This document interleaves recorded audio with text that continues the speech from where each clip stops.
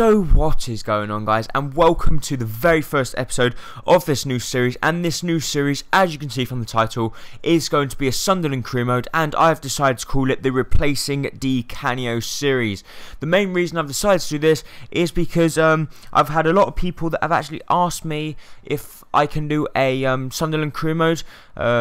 I actually held a vote for it, and you guys decided that it was going to be Sunderland, and we decided to change the name of the stadium to the Stadium of Light, as that is the name of the stadium for Sunderland, and it makes it more realistic. We decided to download the latest squads. Obviously, downloading the latest squads is always a benefit because you always get the latest squads, basically.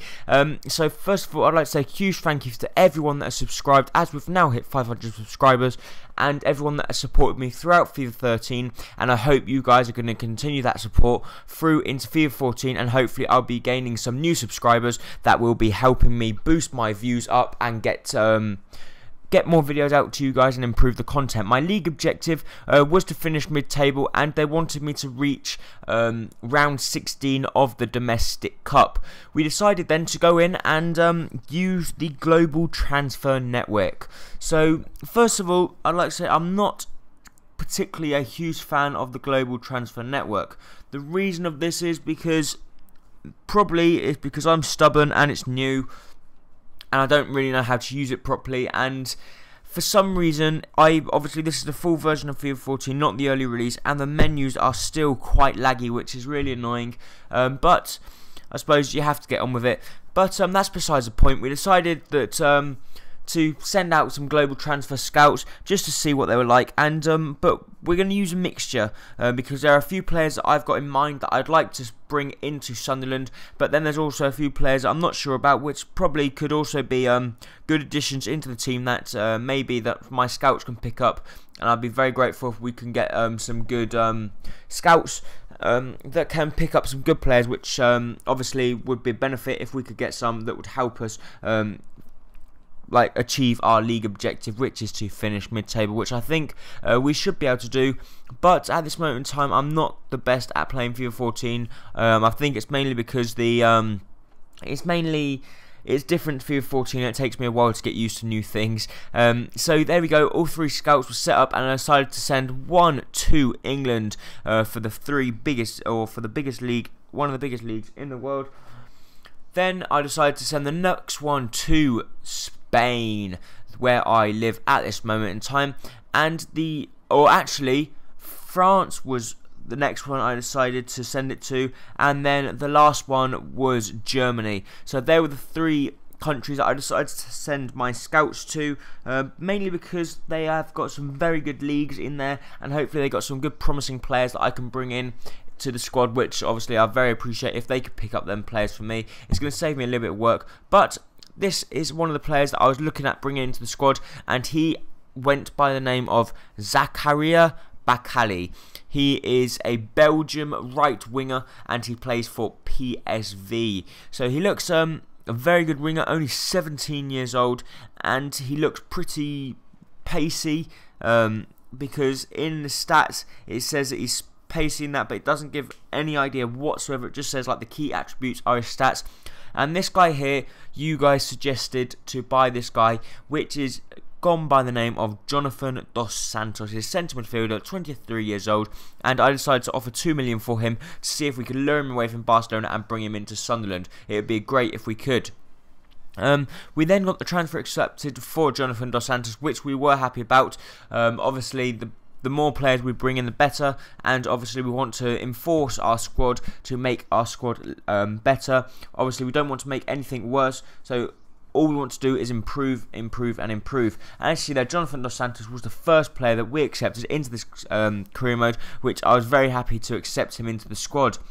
As you see there, the new signing has arrived, and the transfer was then unacceptable for Zakaria Bakali, and I decided, okay, Adam Johnson plus 1.5 million for Zakaria Bakali. If we could do this, it would be incredible to bring in a player of his quality. Adam Johnson, I don't get on well with him. I don't know why. He's a 77 rated player, but I just think I'd get more benefit out of a player like Bakali, because I think he's young, got good potential. And actually, they did accept the transfer offer, and I went on to offer him 25,000 a week, and he would be an important first team player for 4 years, and hopefully he would come back and accept that, which I can now tell you he did come back and accept it, which we were very, very happy about, to bring in our second player of this campaign, and that went by the name of Zakaria Bakali. And this was the signing that we were going to try and make. Christian Benteke. They wanted, it said to inquire about around about 10.5 million, which I decided, okay, Stephen Fletcher plus money, but for some reason Christian Benteke actually had his overall and his stats in here. Maybe because some players do have their stats and some players don't. So obviously that's I'm very happy about seeing the stats of Christian Benteke, and that would be an absolutely incredible signing if we could manage to bring him in. They didn't accept it. They wanted 18 million, but they were interested in Stephen Fletcher, which was a good sign.